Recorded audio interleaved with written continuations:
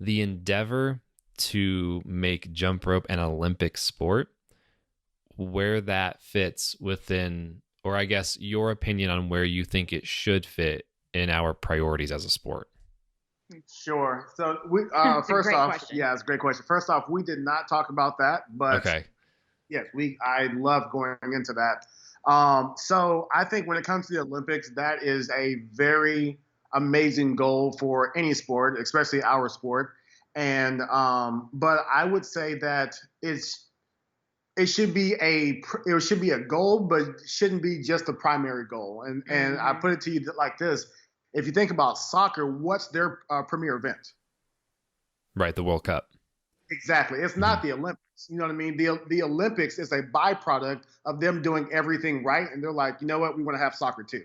But the World Cup is their biggest event. So for jump rope, we can kind of do the same thing. Like, yes, every 4 years the Olympics happen, and if we do everything right, which we are From an working organizational from yeah, standpoint. sorry, from an Yeah. organizational standpoint, if we do everything right from an organizational standpoint, the Olympics will be a byproduct of us doing things right for us to get there. But our world championships that will be hosted, every year or every other year, whatever IJRU decides to do, then hopefully that is one of our biggest watched events that everybody's like, oh my gosh, here's what you want to watch these athletes from Germany and all these places, because that's what you want to watch. So when it comes to the Olympics, though, we're getting there.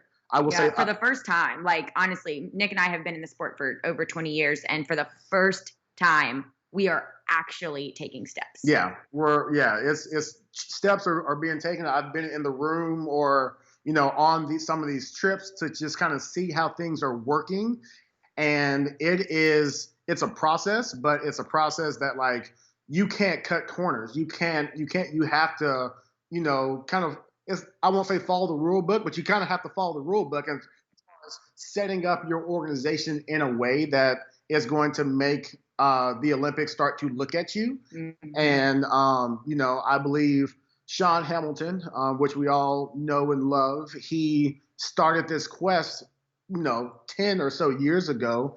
And, when he built World Jump Rope, that was the goal. The goal was to, one, build an event that was just very successful. But then once the event started to be successful, then it was the organizational practices behind it that's going to, make sure that we are governing the right way, that the Olympics or the IOC is going to be like, oh, what are they doing? And so then that transitioned over to IJRU. And so for the first time in our sports history, our sport is actually recognized. We always say that we're going to the Olympics. We've always said we're going to do this, but our sport has never been recognized. And for the first time, literally the first time ever, our sport is actually recognized by Sport Accord, which is affiliated with the IOC. So like that's never happened in the sports history. And it's good to say we are on our way. How long will it take? I couldn't give you an answer there, but we are on the path for the first time in over 40 years. Yeah. And it's just, it is so cool, like to think about that.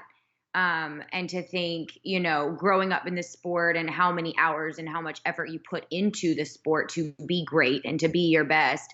Now we're going to see at some point soon, we're going to see a generation of jumpers who grow up, and from the time they're 6 years old, they're in the gym all day, every day, jumping rope, and they're going to be able to represent their country at the highest sporting event in the whole world. And like, that is really, really cool to think about for our sport.